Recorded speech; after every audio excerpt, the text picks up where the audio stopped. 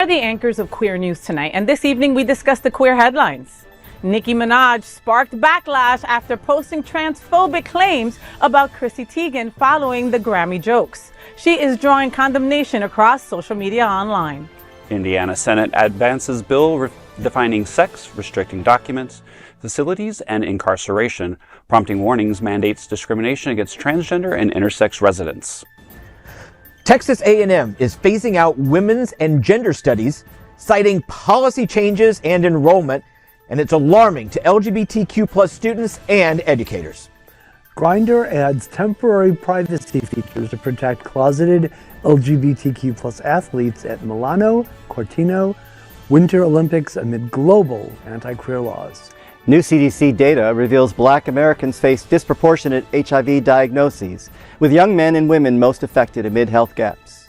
All this important LGBTQ plus news and a whole lot more this evening on Queer News Tonight.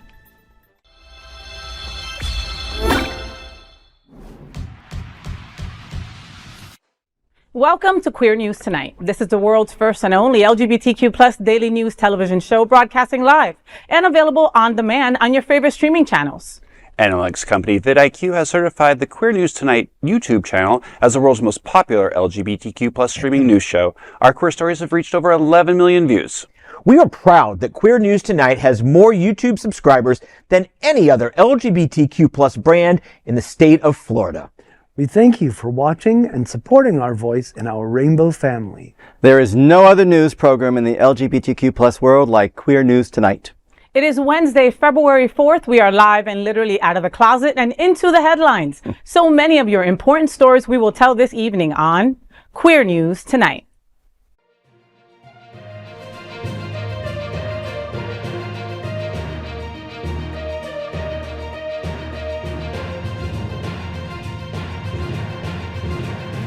You're watching Queer News Tonight, the world's first daily LGBTQ evening news show. Welcome to the world's most important LGBTQ evening news show. Hotspots Magazine Happening Out Television Network is a nonprofit 501c3 media company in the same model as PBS and NPR, but created for the LGBTQ plus community. Our nonprofit mission is to support the 11 pillars of our community. We want to inform and educate the key issues of lesbian, trans, Latino, Black healthcare seniors, students, faith, social justice, business, and queer culture. Help us support our diverse communities. We are part of one of the largest LGBTQ nonprofit media companies in America, Hotspots Magazine and Happening Out Television Network. Hotspots Happening Out is a proud beneficiary of the 2026 Florida AIDS Walk, standing strong by our healthcare pillar. Funds raised are matched dollar for dollar in support of our HIV policy reform and educational programs, including our MSM conference. We invite you to donate and join us on March 21st to walk in support of the Hotspots Happening Out teams. In 2026, our magazine is celebrating 41 years of the LGBTQ plus experience, and Queer News Tonight is celebrating our 5th anniversary with more than 11,000 LGBTQ television stories. We present South Florida's major LGBTQ events, including Pride Fort Lauderdale, Stonewall Pride, and Pride Fete. Our magazine, events, television news, talk, and entertainment shows support our mission to educate the LGBTQ plus and broader community. In 2026, more than 100 community leaders will sit at this very table and share their voice as our anchors. Together, we host this show to support the LGBTQ plus community. Let's meet this evening's anchors at Queer News Tonight. Oh gosh, it's Rex Rogosh. Let's welcome back to the table anchor Rex Rogosh. Rex is a visionary designer with over 30 years of experience. He started when he was 2 in product design, interior design, and architecture. He performs in the drag community as International Lordes and is the current reigning Mr. Scandals 2026.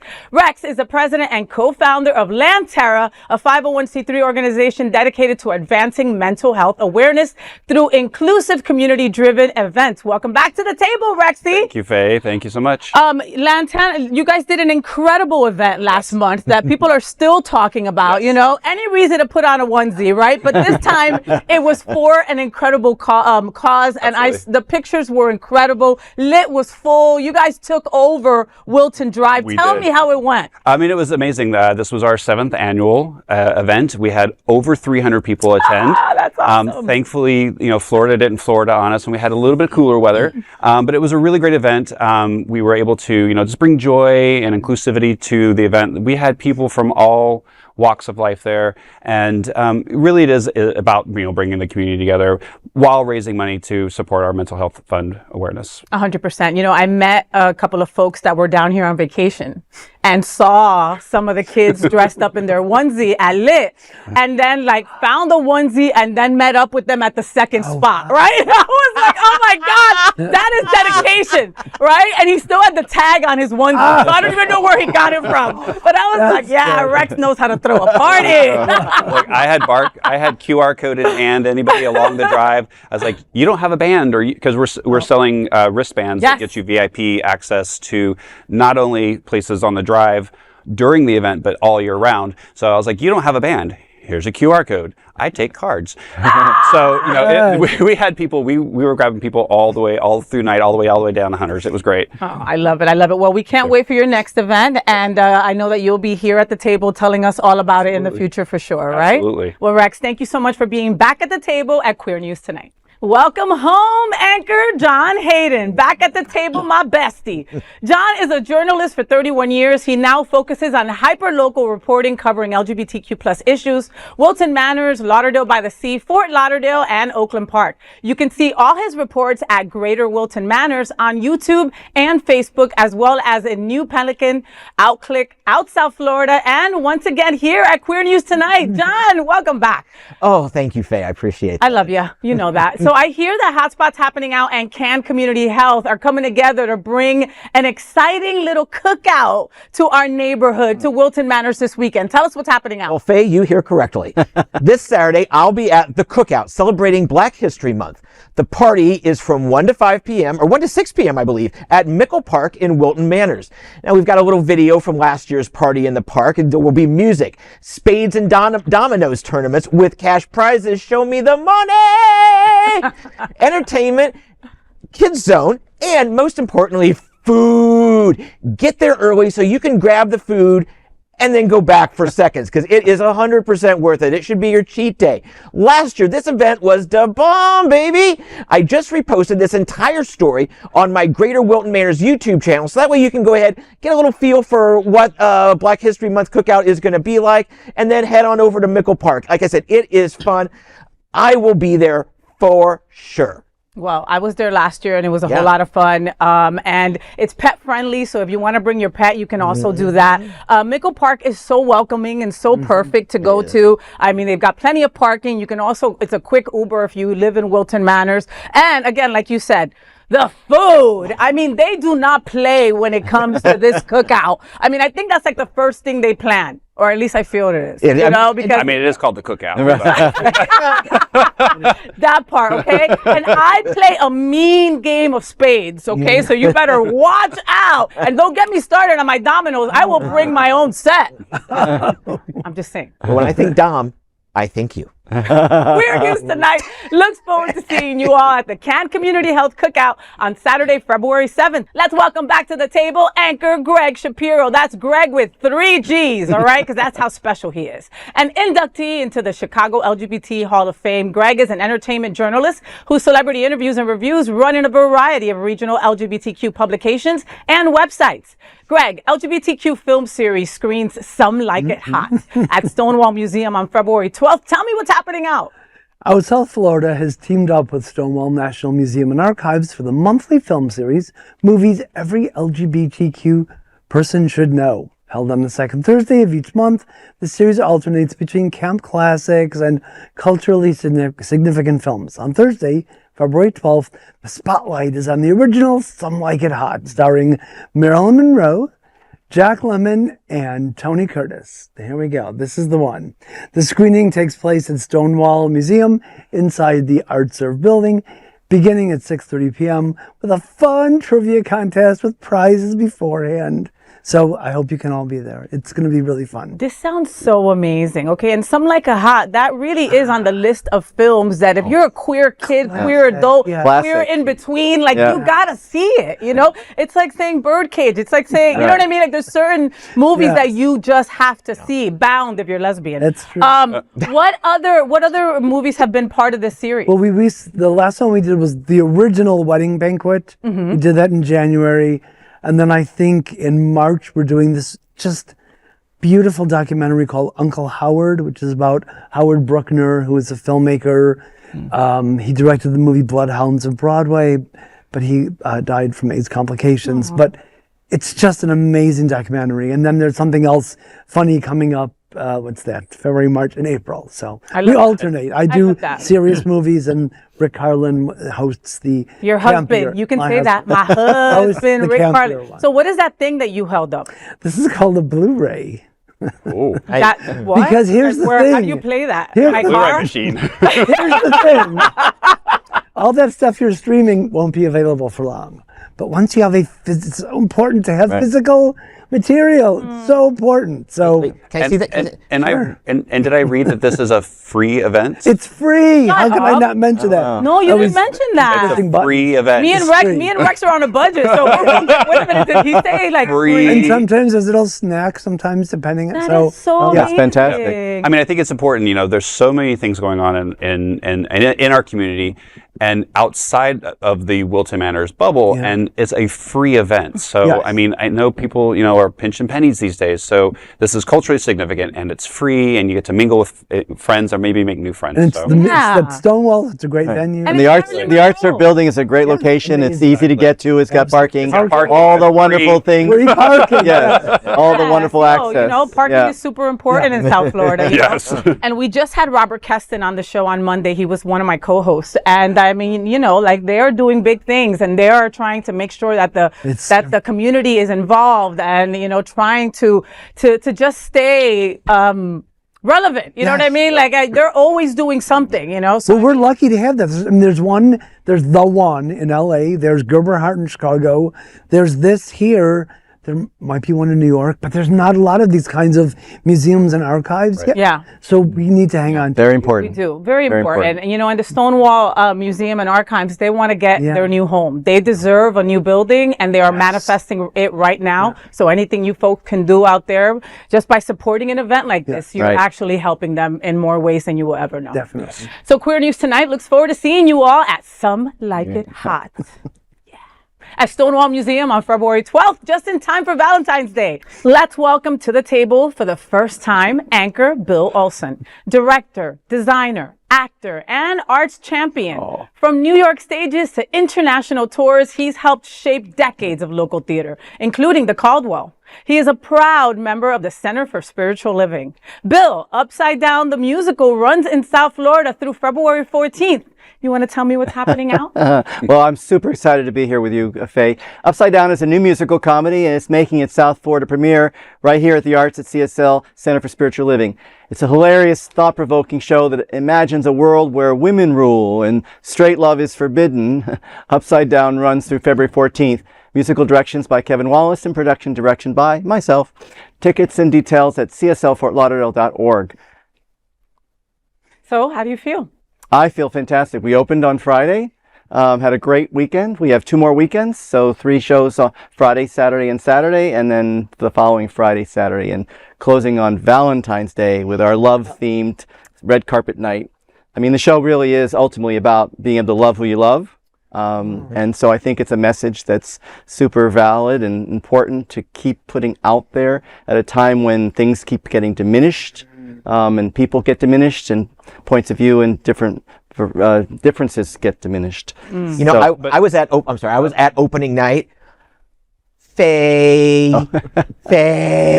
Madam President. Yep. Oh my gosh, you were so great. When you were on that stage, you just owned that space.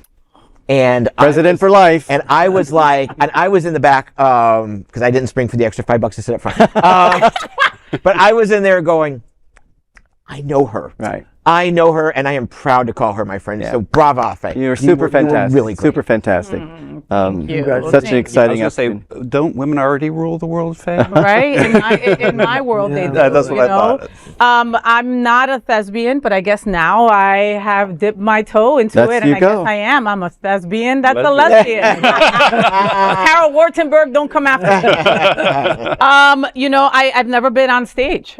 This is a first for me. I am used to hosting events where I let people, I make sure that they trust me enough to allow me to take them on a journey with the folks that are about to perform and do what they have to do on a stage, right? This is me being part of a whole group, right? And we all kind of count on each other, and these people are so freaking talented. It's ridiculous. They are all doing 2 and 3 shows at the same time. And and their resumes are impeccable. And then there's me. No, you absolutely hold your own, Faye. I mean, you have a presence. That's what I saw from the very get-go. And so beyond just asking you to be the President of the United States, I mean, your presence translates to the stage instantly. And you're really quite fantastic. Thank you. Well, Rick and I will be there on Friday. I can't wait. I can't wait for you boys. And Rick did a spread for us that was super sweet. John has covered it as well. I do appreciate that so much. I mean, in a world where ICE is pulling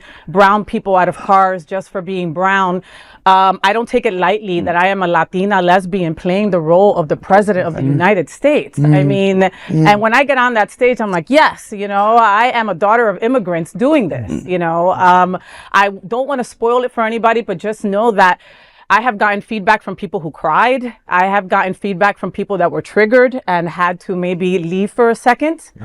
It's a wild ride what Upside Down takes you on. You will feel almost every emotion. So get ready for that as an LGBTQ plus person. Right. And even if you're an ally that loves an LGBTQ plus person, you will still get your gut punched and also your heart elevated all in one sitting. It's a powerful message that the playwrights have put together, and it really works. I mean, it really is clear and concisely presented. The music is great, so it is a musical, folks. So.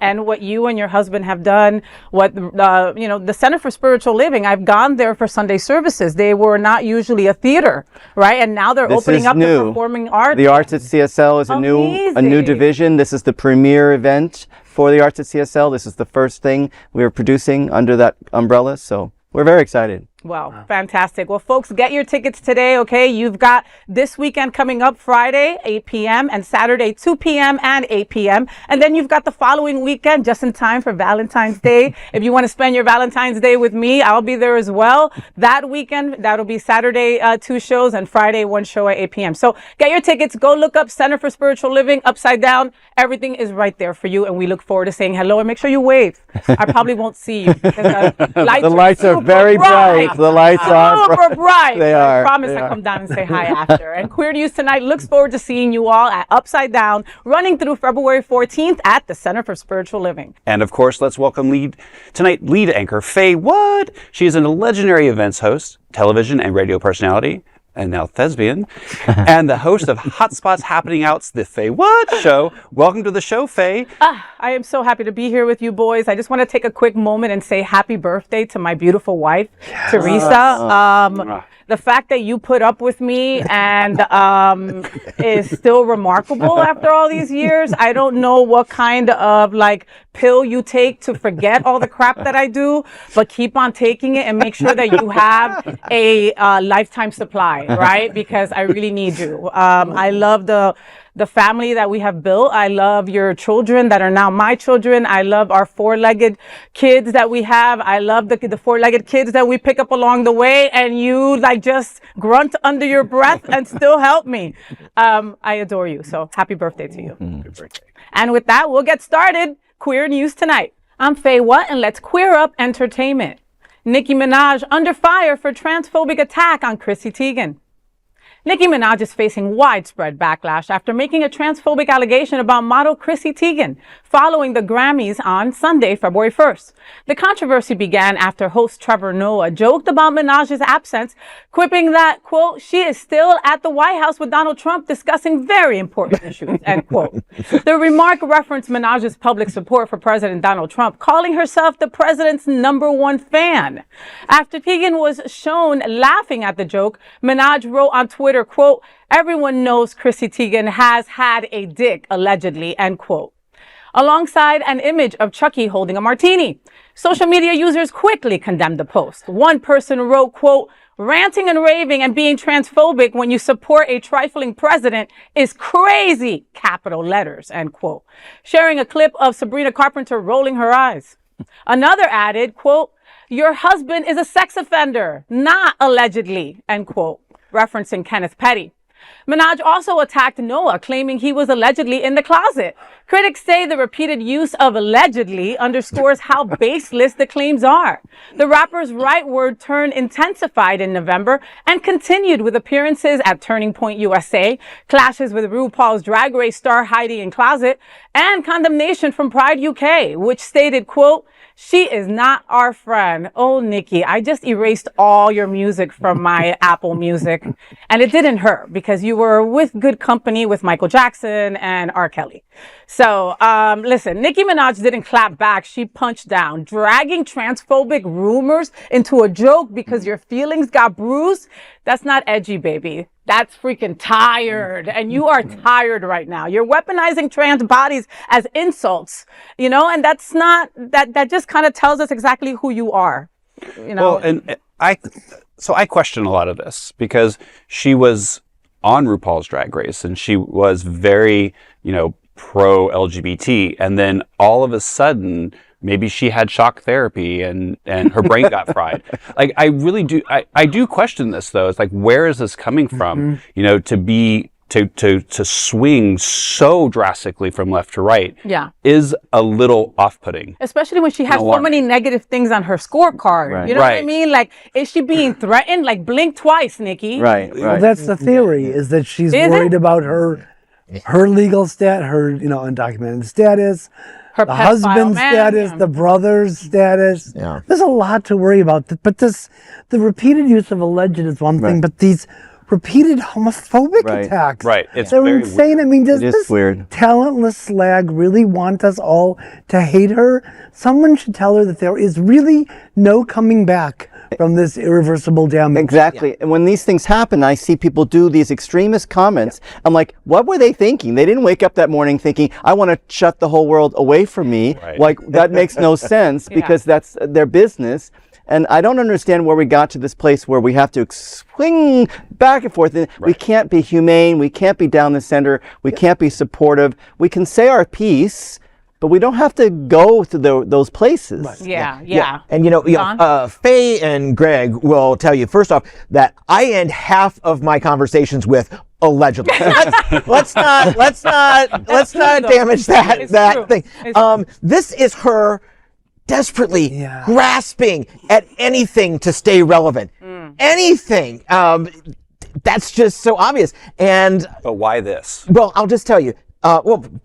Because people are paying attention to her. That's why. But she's saying, and I know you don't like her music anymore, but she's saying starships were meant to fly. So Nicki, get on a starship, get your ass out here. Bye.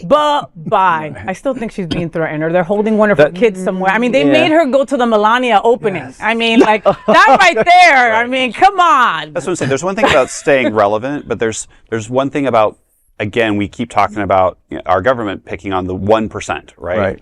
And so for you to go from being on RuPaul's Drag Race and giving props to drag queens and trans people on a national platform to then bashing them, like, there's something happened from point A to point B. Well, it makes you wonder what's real, too. Was that moment a real true sense of support? Was that business? Was that an agent saying Well, she you was need getting to paid, You but gotta But do I'm saying, this. is that somebody in her camp saying you should do this because it will look good for you in the population? Was that real? And now all of a sudden, for whatever reason, something truthful kind of comes out. Who knows? Well, that's why it's that's why Yeah, I agree. I agree with you. I mean, I've erased her music too, and I'm not going to support her and make sure that she doesn't get her dollars. But what you brought up, she's not an American citizen. No. So, No, the I'm fact that like, what are you even doing here? maybe, Like, so what? why are you part of this conversation? If you're not an American citizen and you're putting up to the man who is trying to deport everybody, Well, maybe that's the reason for making him her number one why fan. isn't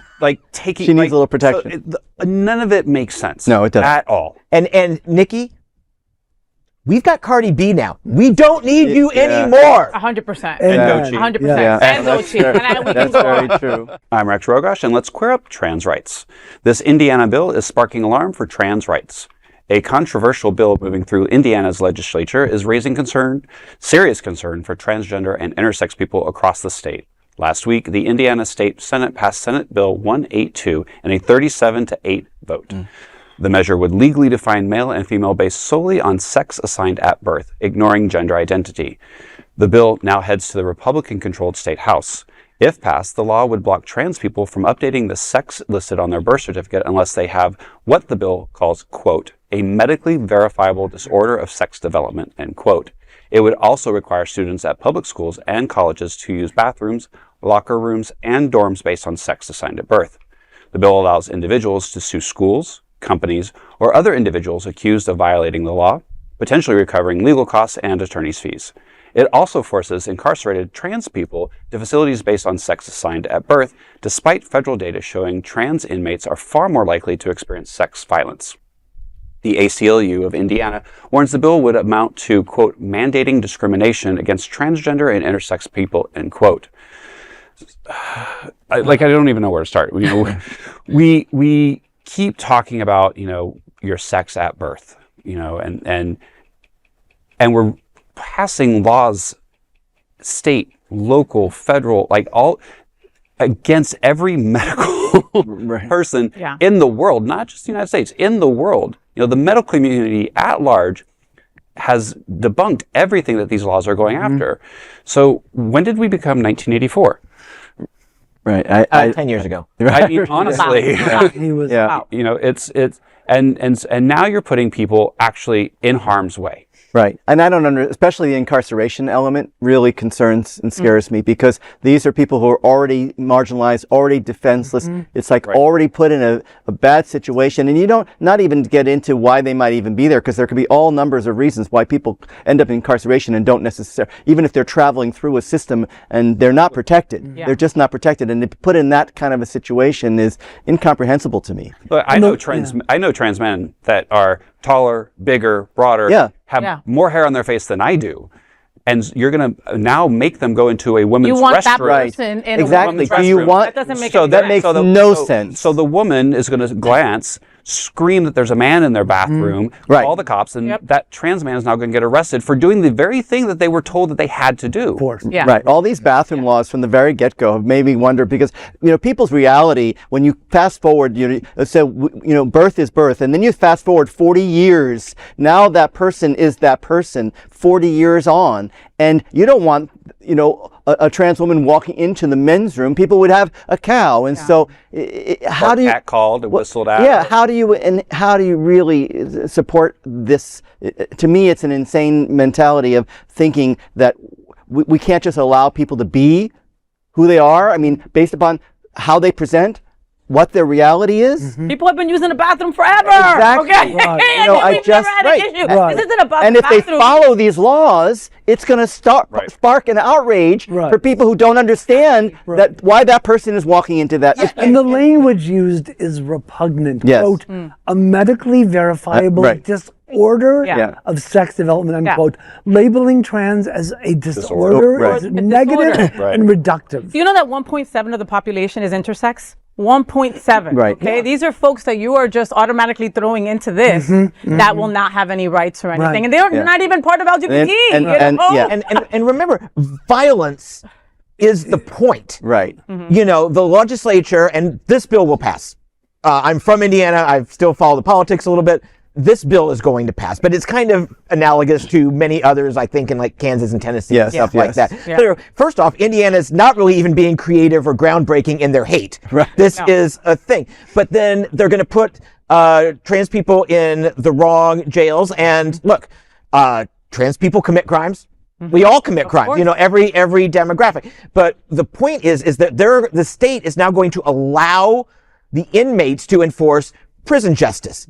So the state hands will be clean, but the blood will be on the hands of their fellow inmates. It's repugnant, it's disgusting, but it's not new.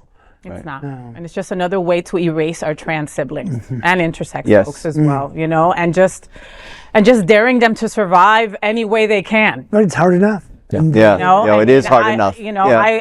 I might commit a crime if I was trying to save my life. And I don't understand why we have to be in that business. Like, why are we in all those elements of people's business? I mean, people have the right, in my opinion, to it's be... the guise of public safety, unfortunately. And the law is for public safety. But the problem is it's not properly being... But the standard trans person is not risking public safety. I understand that. So I understand that. You understand that. Yeah. But that's what they're guising it under. No, I Putting understand. the false, you know, the children in the bathroom. Such a and this, that, and the other. misguided... So But wouldn't that child in the bathroom go, Mommy, why is that man walking into the stall? Here, You know? the way this is written, a single father who has a little girl cannot take that little girl now into the bathroom. Technically, by the way this law is written. Yeah. And same with a single mother who has a boy Yep. who needs to go to the bathroom. Yep. So what is she going to do? She's going to let that little boy go into the bathroom by itself? Or does the father take his daughter into the men's room? But by the way this law is written, he can't. He can't. They also, So he can't go in the women's No, room. but you in the go in the women's room. family bathroom. The family If there There's a is family- one. If there Right. is, if not, then Not you go outside. everywhere. So that's what I'm Right, saying. Like, right. if there is one, there's a lot of places that aren't. I mean, there's a lot of establishments now, being in the design community, that we're designing basically large unisex bathrooms. There's a bunch of stalls with a sink in the middle. There's no male or female bathroom, and we're going to get to that, you know, in the design community. I travel to Europe all the time, and I go into these countries where men and women are walking into a corridor of stalls, and it is the toilet. Correct. It's like there is no men's room, women's It room. just says toilet. It just says toilet. yeah. And we are seeing a lot of that I here hope in the we United get States. there because We it are. would sort of... We're not getting there anytime soon, Well, anyway, so let's not get, you know, remember Ally McBeal? Remember when we all saw it back in the 90s and we're like, wow, unisex bathrooms. How many years has that been? And we're still not there. No. I'm John Hayden. Let's queer up the USA view. Texas A&M axes women's and gender studies programs. This is raising fresh concerns for LGBTQ plus students and educators. Texas A&M University announced it is winding down its women and gender studies academic programs. The decision affects the bachelor's degrees, graduate certificates, and minor offered under the program. In a letter obtained by KBTX, Provost and Executive Vice President Dr. Alan Sams said the move was made, quote, as part of the broader implementation of the recently updated systems policy, end quote. Sams adds that the university made the difficult decision to begin winding down the genders and women's studies programs, including the BA, BS, and graduate certificate and minor, citing enrollment status over the past several years. Currently, 25 students are pursuing the major and 31 are in the minor. Students already in the program will be allowed to finish over the next 6 semesters, but no new students will be admitted. The move follows a policy passed last fall by the school's Board of Regents, which restricts how race, gender, sexual orientation, and gender identity can be discussed in classrooms without special written approval. Jesus. These are college students. Yeah. Right. Do you need a permission slip? Like when I was 8 and going to a field trip at the zoo? This is just about restricting knowledge. This is about, to a certain extent, it's about women and gender studies, but this is really about a larger effort to restrict what people think, what people learn. Because if people don't learn, then they can't pass that knowledge on down to their kids or teach it when it's their turn. I mean, oh my God, these. But who is so threatened by women's studies? That's what I want to know. What? I mean, like, men, 100% Straight across men. the board. Oh, But it's crazy how that is. I mean, literally, it's just. we were the marginalized gender forever. Right, We've always right. been since the beginning of time, and this is just a reminder of that. These real conversations need to be had about gender and women's studies. It's literally another way to erase women. Exactly. And to take us back to the 1950s. Like, I'm going to need for you to sign a check for me so I can be able to open up a bank account. Well, my mom lived in that generation. She couldn't open a bank account. It was crazy. Well, I think you said something. It's a broader problem with education in general. I grew up in Texas. I went to school in Texas. Our 7th grade Texas history book was 2.5 inches thick. It was the heaviest book that we ever had to take. My friends now who teach in Texas say the Texas history book is like a pamphlet. They have whitewashed Texas history. And Texas has a sordid history. I mean, 6 flags of Texas. Right. So this is like the hamster in the wheel situation. We are whitewashing. Right. Yeah. And eliminating education. And then you pass these laws where you can't talk about certain things. So of course you're not going to have the turnout. You only have 25. So from an economic standpoint, I get it. If you only have 25 people in a school the size of Texas A&M, you're not going to continue a class. Because 25 people paying for that class is not enough to pay for the salary of the teacher. But the problem is you've now set rules and regulations in place that are saying we're not going to talk about these things, so people aren't going to come to the school to learn it. Correct. Yeah. Right, but the good thing is that there are still other schools where you can study this. For now. For now. Right. Yeah. Yes. Yeah. For now. Yeah. This gives other colleges, hey, let me take that page out of that rule book and use that over here. Yeah, it's a budget thing. The arts are going away. Tech is going away. Right. I mean, when I went to high school, we had auto shop. We had, sex ed. Yeah. We had home ec. We had shop. We had theater. We had all this, and you are constantly seeing all of the stuff being taken out of schools. We had gym. I mean, now we just want everybody unhealthy and not knowing where they're standing. Right. Is that what you're telling me, basically? And nobody gets Fs anymore in elementary school. You get participation. Yeah. What? No more Fs. It can't be held back. A for effort. Yeah. Yes. What? Yes. Yes. Every child needs to feel important. And to speak to John's point initially, though, having come from a high school classroom where I spent many years, these are adult people in a college. I can understand, we had rules and regulations in high school. You can't force something on an underage kid without the parent permission. Now we're fast forwarding to these are college adults. They're adults. This is where you're supposed to be forming your own vision of the world and your own view of education. You don't go home with a slip from mommy to say that you can, at college, that you can take this class. Period. You're an talk adult. about women. Yes. I can You're an find out adult. about Period. women, Mom. And to speak to your point, I think, we shouldn't be, just because, let supply and demand do what it naturally does. Don't pass laws to inhibit supply and demand. Correct. Supply and demand ebbs and flows. Yep. And that should be okay. Otherwise, you're correct. All it is, it's a couched vision of reducing education opportunities, sort of minimizing and what beyond the downplaying of women in general to be able to women's studies. I mean, how is that threatening? But I guarantee you, it's Texas. The football team at Texas A&M and the cheerleaders still got their full budget. So. Oh yeah. Well, once again, Texas has succeeded in making me feel less shame and remorse about living in Florida. Thank you, Texas. I'm Greg Shapiro, and let's clear up sports. Grindr tightens safety for out Olympic athletes. Dating app Grindr has announced extra safety measures to protect LGBTQ+ athletes competing at the 2026 Milano Cortina Winter Olympics. In a post on its company blog, Grindr said the changes are aimed at reducing risks for athletes who may not be out or who come from countries hostile to queer people. The games are set to make history with at least 41 out LGBTQ+ athletes from 13 countries competing across 9 events. The Grindr team wrote, quote, "Someone outside the village could browse profiles inside it.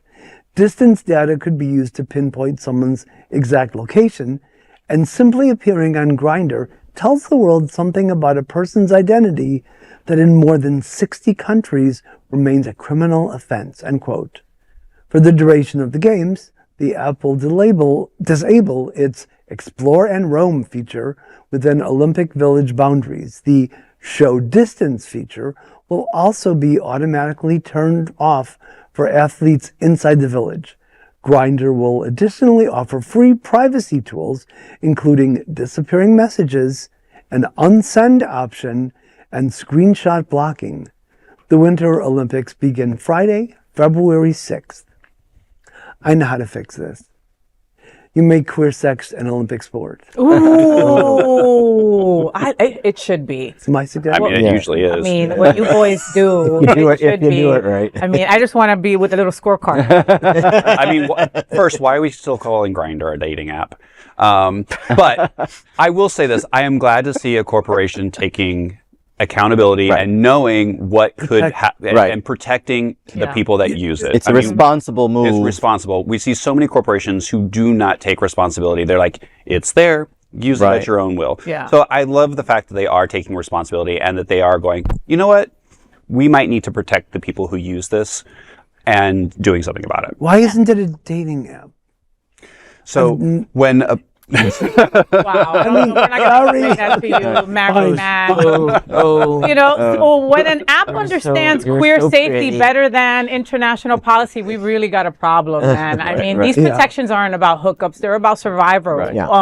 In a world where being visible can still get you jailed or beat up or worse, you know what I mean? This is harm reduction. Yeah. So give it up to Grindr for being that way. I mean, I was one that sat at this table during the RNC when they almost broke Grindr, where I was like, come on, let them know who's using, let the words out, let the names out. But, you know, I mean, they've been clearly throughout trying to be responsible and accountable for everything that they're doing. Yeah, and first, ditto everything you say. I absolutely agree. Now let's get to the important stuff. Oh my God, the opening ceremonies are Friday. I live for those. Everyone is going to be so great. Second of all, oh my God, Tara Lipinski and Johnny Weir. Oh, I live for them. What are they doing? They were on Traders and they bored me. They bored me there. Well, so I'm hoping they want to do more. They host, or they're the commentators for Figure Skating. That's and the perfect. Yeah, Johnny, what is his weird? His last name is Weird. He's weird.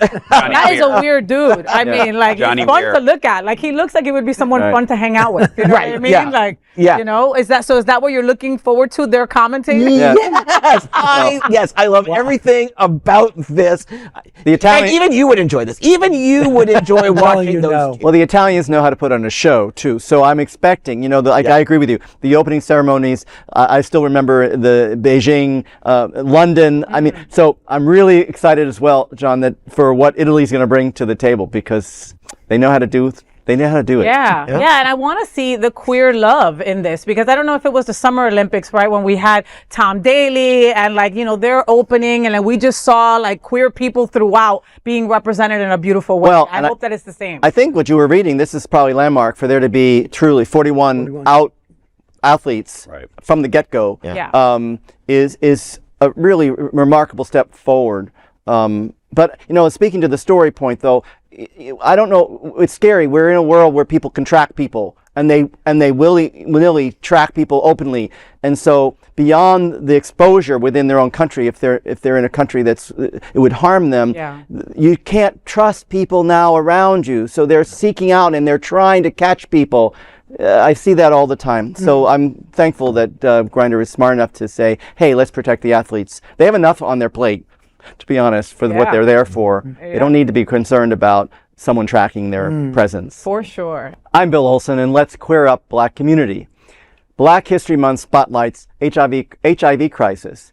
As Black History Month continues, and with National Black HIV/AIDS Awareness Day coming on February 7th, new data underscores an urgent public health crisis impacting Black communities across the United States.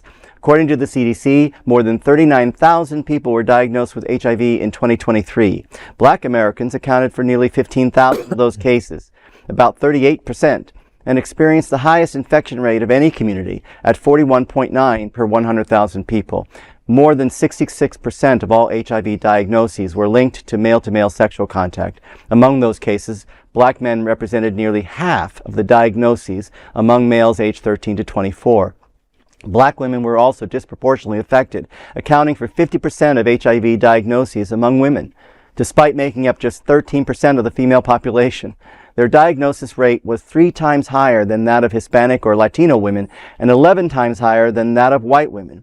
Advocates say these numbers reflect systemic failures as well as resilience. However, support remains available through organizations including Black AIDS Institute, Black Leadership AIDS, Crisis Coalition, Black Women's Health Imperative, and the Well Project, among others.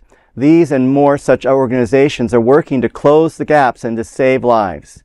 I mean, it's just frightening to me that the resources are so diminished in that community that, and I think it speaks, personally, I think there speaks to a lack of trust and fear on the community to even know that they can trust service and support, and know where to go, and that they are going to be treated appropriately. Yeah. It's just a frightening state of affairs that continues to play out itself in the Black community. Well, the numbers are definitely staggering, and I'm sure that the stigma attached doesn't do much to relieve the No, situation. well, of course not. And I think it's time for religious leaders and cultural leaders to step up and speak up so those numbers can be reduced. So recently, through Line Terror, we're posting a lot on Black history, and mental health numbers are also quite high, and a lot of it has to do with in the community. You know, especially the men are taught to be strong. They don't speak out. And so obviously you see a lot of in the closet men who are having unsafe sex practices because it's tripled. Their inner community, their families, have a stigma to all of it, and then the resources, while there, are usually hidden or scarce. So, and then the trust issue. So and unfortunately, some organizations are only looking for a one answer when it's really, like you said, political leaders, religious leaders, would really help. they need to step in and say, hey guys, okay, you want to stay in the closet? That's fine, because I'm, not everybody has to come out. Okay. However, you need to take responsibility for what you're doing. Yeah, because your behavior is going to affect other people. Right. And that's why you're seeing such high numbers in African American women, because you have so many men who are in the closet, on the down low, doing these, unsafe health practices behind closed doors, in back alleys, in seedy places.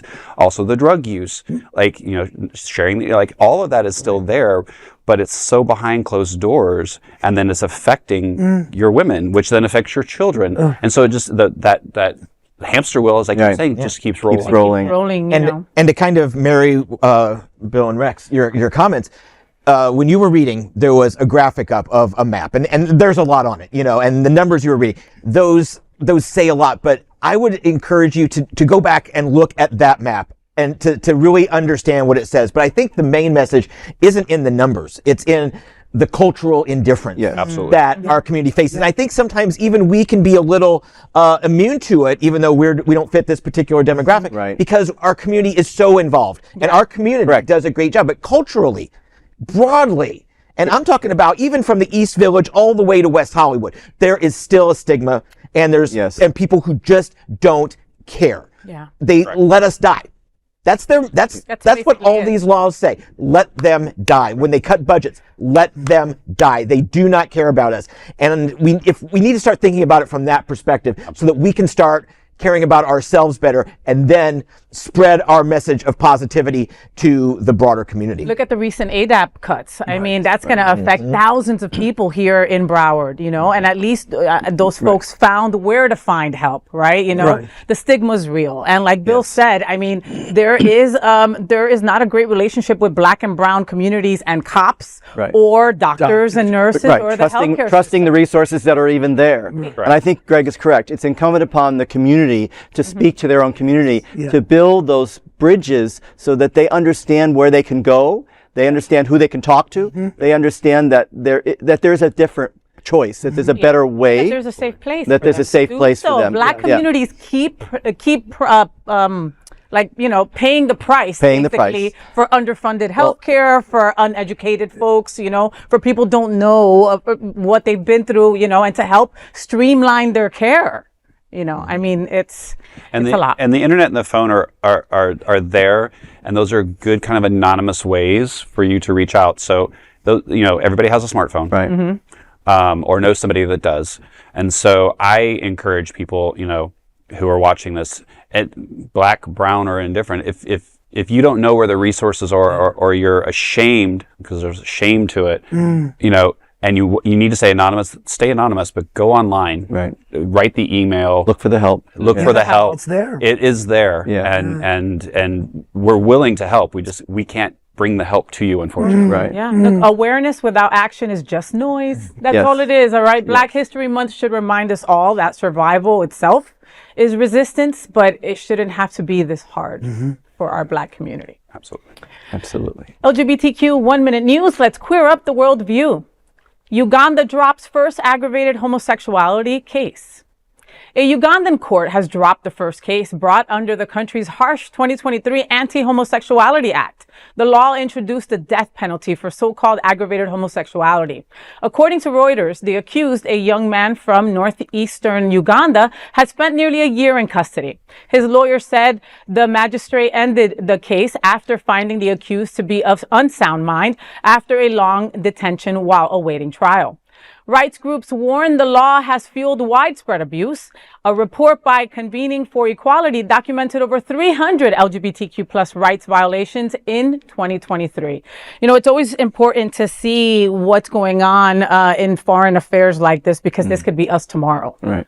You know, and the fact that this law was put into action in 2023 and here we are in 2026, you know, with the first case, thank goodness it was dropped. That poor man to be in jail, incarcerated for a year. I don't know. I don't think that it was like a Club Med in the Uganda jail. I mean, what must he have gone through? Well, unfortunately, it was dropped because they said that he was not of sound mind. Yeah. So, you know, that to me is telling that you have to be crazy to get out of being killed for being gay. Right. Yeah. And this will be in America. That's the point of this. Hate was our export to Eastern Europe after the fall of the Soviet Union and Africa. And that is where all these Christian fundamentalists, the Project 2025 people, that's where they sort of did the laboratory work. They put all these terrible, vile, vicious laws created by terrible, vile, vicious Americans to develop that culture. And now they're going to see how they work. And believe me, Project 2028 will be to bring that back to America. So please beware. Right. Wow. LGBTQ 1 Minute News. Let's queer up entertainment. Ricky Gervais slammed after mocking political Grammy speeches. Comedian Ricky Gervais is facing backlash after criticizing political speeches at the Grammy Awards.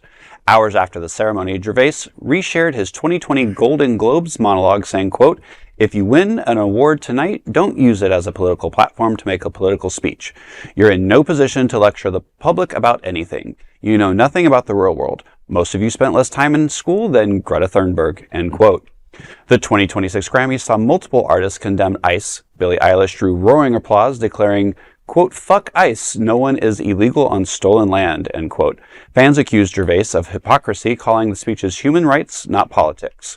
I'm going to say something slightly controversial here, because there's part of me that kind of agrees with him. There's so many of these actors and actresses and music people that get up on a stage, win an award, and jump on the bandwagon, but do nothing about it afterwards. Right. I will say, at least, you know, people like Billie Eilish and Chappell Rowan and we'll learn about some other people. They are putting money towards you know, organizations that are fighting these things. Yeah. But he's not wrong, because there are a lot of times that people get up there and say these beautiful speeches and they grab their award and they leave in the ether. So, you know, I'm glad he said that, because it's going to maybe spark some of these people who are going up on stage and saying these political things to actually do something. Well, musicians, Bruce Springsteen, Bob Dylan, there's a history of activism in folk music. Absolutely. But I would say fuck ICE and fuck Ricky Gervais and his janky British teeth. You know, at least he's being consistent. I mean, this was his quote from 2020. Right. If you watched him host the Golden Globes a few years ago, he pretty much has always had this tone. But that said, Faye, a couple of weeks ago on FayWhat show, we were talking about Wanda Sykes, who thanked God and all trans people, because Ricky hates them. Yeah. So, you know. And that was my favorite time of ever seeing Mr. Gervais, was when he didn't show up for the Golden Globes, and Wanda Sykes so beautifully accepted the award for him and said thank you to all the things that he's against. It was amazing. LGBTQ plus 1 minute news. Let's queer up gay culture. Lorde gives $204,000 to immigrant funds after ICE protests. The pop star Lorde is donating more than $200,000 from her Minneapolis merch sales to immigrant support organizations following the deadly ICE-related incidents. Posting on Instagram, Lorde shared an image reading "ICE out" with the caption, "I'm donating our merch take in Minneapolis, $204,000, to Minnesota Immigration Rights Action Committee and Immigrant Defense Network." You go. The move follows the shooting deaths of Renee Good and Alex Preddy during violent encounters with federal officers. Lorde joins artists like Billie Eilish, Ariana Grande, and Chappell Roan in opposing ICE. Music legend Bruce Springsteen also released "Streets of Minneapolis" in memory of Alex and Renee. You know, I've loved Lorde ever since she came on the scene.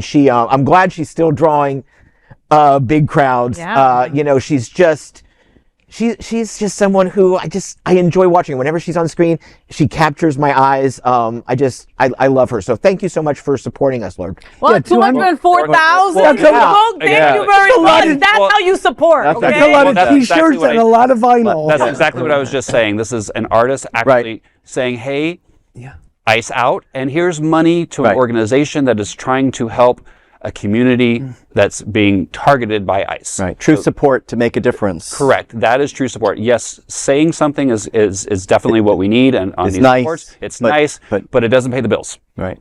Yeah. So congratulations, Lorde. Oh yeah, and she's way more popular than I thought. 204,000 from one stop. Right. kid. That's just merch sales. And that's just merch. Right. Yeah, that's, You go. yeah. Even at $50 for a hat, that's still good stuff. LGBTQ 1 Minute News. Let's clear up the USA View. Texas abortion bounty law targets California doctor. A California physician is the first to face a lawsuit under so-called abortion bounty hunter law. Texas's so-called law. A Texas man has sued Dr. Remy Coito, accusing him of prescribing abortion pills to his alleged partner. The suit was filed under Texas House Bill 7, which allows private citizens to seek at least $100,000 in damages from providers. The Center for Reproductive Rights, representing Coito, called the law anti-freedom and anti-privacy. California has a shield law signed by Gavin Newsom, blocking law enforcement from helping other jurisdictions to prosecute Californians. Advocates warn the case could escalate nationwide attacks on abortion access. Yeah, think about those words, anti-freedom and anti-privacy. Right. Those are concepts that cause the perverted hearts at the Heritage Foundation to race. Thumpy, thumpy, thump. They're so excited. Every day we inch closer to living the Handmaid's Tale. Every day. Every day. I mean, what I don't understand is that this guy is suing for a sexual partner, not a wife, not a girlfriend or whatnot. So, and he's probably someone who'd be a deadbeat dad and skip out on child support anyway. So what is he suing for? He should probably be going, yay, I don't have to she did something that I couldn't be man enough to do. Right? Right. And thank you. And thank you. Let me pay you the $100,000, doctor. Thank you. Right. Oh my God. And what a way to diminish her rights too, to be able to Exactly. seek out the care that she chooses, that she needs, that she wants. You know, it's just insane that we give all this legal sue access to all these. I'll sue you for, you know, Yeah. But a my woman, bad haircut. But a woman's but a rights. woman's right to choose Yeah, is not right. part of it. Not And part of not it. even part of the Not part of it. conversation. Yeah, y'all chose to have sex together, Right. Yeah. we're assuming. Y'all chose not to use birth control, we're assuming. But it's a sexual partner. It's not, again, it's not a Right. wife, Not- a yeah. girlfriend, a fiance. It's a sexual partner. So it was probably some, backroom brawl hookup at a country and western bar in Texas. Why is he suing the doctor? Why are we allowing Exactly. this? Why are we allowing this? LGBTQ 1 Minute News. Let's queer up the USA View. Family says ICE remains deadly after killing of queer mother. The brothers of Renee Good, a Minneapolis queer mother killed by a federal immigration officer, told lawmakers her death has not changed ICE's street tactics. In emotional testimony, Luke Ganger said he hoped her killing would force reform, but it has not. He described Minneapolis scenes as beyond explanation, saying ICE actions are altering lives forever. The forum, led by Representatives Robert Garcia, also featured survivors describing violent encounters with ICE and CBP. I mean, this whole Minneapolis situation has just got me so vibrating at a place that it's just, I would teach in the classroom, we always wonder, how did things get to be the way they were in 1939? This is here. We're right here. We wonder why people do certain things. Under what auspices do they think? How do they lose their humanity to say, I'm going to behave and start acting in this, I think, perverted direction and perverted way? The truth is out there. It's like, we know why things happened in Germany the way they did. Except there wasn't social media to capture everything frame by frame to show that these folks were murdered. Yes, thankfully, we have a place where hopefully we can see it all and know the truth, sense the real place that's happening in the insanity that's going on there in the streets. And we wonder why people in communities don't trust law enforcement. Right. Which ICE agents aren't really. ICE is not, okay? Those are people that could not make it as a cop, were not allowed, did not pass the test to become or just wanted the $50,000 finder's fee that or Chrissy has a very small given, penis. Those are all reasons to become an ICE agent. There you go.